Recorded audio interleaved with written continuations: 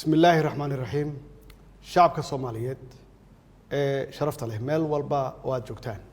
السلام عليكم ورحمة الله وبركاته من ماذا يود جيرك شعبك الصوماليات وها أي فرويهن جيرتان كنا يأودين قرنمو تاسي وها دور كأوين كله لن يرى إنه أو أغلبية ده ومدى الصوماليات برارجة لن يرى الصوماليات dhanka horumarka iyo dawladnimada waa midka nagu dhiirigeliyay inaan ku aamino hogaaminta hay'adaha kala duwan ee dawladda iyo inay kaalin mug leh ku yeeshaan dawlad dhisidda nabadeynta iyo ilaalinta danta guud waxaan idinku boorinayaa inaad dadaalkiina sii joogtaysaan kana fogaataan wax kasta oo caqabad ku noqon kara higsiga shacabka Soomaaliyeed iyo mustaqbalka dalkeena marxaladan xasaasiga ah aan uga gudubno midnimo wada tashi iyo wax wada qabsi walaalayaal halkani waa dunida media daawadayaal ku soo dhawaada barnaamijkeena falanqeynta arrimaha siyaasadda oo aad ka daawataan dunida media haddii aad ku cusub tahay channelka fadlan waxaan ka codsanayaa inaad subscribe saarto sidoo kale gambaleelka aad furato si uu kuu soo gaaro muuqaal walba oo aan halkan soo gelino sidoo kale u share garay saaxiibadaada jecel inay wax ka ogaadaan madaxweynihii hore ee dalka Maxamed Cabdullaahi Maxamed Farmaajo haddana ah xildhibaan ka tirsan golaha shacabka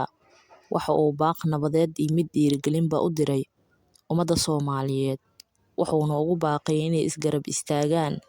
iskana celiyaan cadowga ku ah duulaanka oo dhiigooda banaystay waxa uu shacabka ugu baaqay inay ka niyad jabin dalkooda wuxuuna u sheegay inay dib u soo laaban doonto xornimadii iyo nabadii dalka wuxuu sidoo kale gaar ula hadlay dhalinyarada Soomaaliyeed isagoona u sheegay inay iska kaashadaan ka hortagga cadowga iyo kuwa raba inay dhiigooda daadiyaan Farmaajo waxa uu mar walba u taagan yahay dhiirigelinta ummadda Soomaaliyeed shacabka Soomaaliyeed gaar ahaan dhalinyarada Soomaaliyeed oo soo baxaya wadanka isagoona mar walba ku dhiirigeliya inay dalkooda horumarsadaan kana dhiirigeliya inay dal shisheeye aadaan madaxweynihii hore ee dalka Maxamed Cabdullaahi Maxamed Farmaajo haatana loo magacaabay xilka xildhibaannimo abadiyan ah ee golaha shacabka baarlamaanka Soomaaliya waxa uu shacabka Soomaaliyeed u soo diray fariin qiiro leh taasi oo uu kaga hadlayay ummadda Soomaaliyeedna uga digayay inay iska caabin waayaan cadowga Soomaaliyeed kuwaasi oo banaystay dhiigooda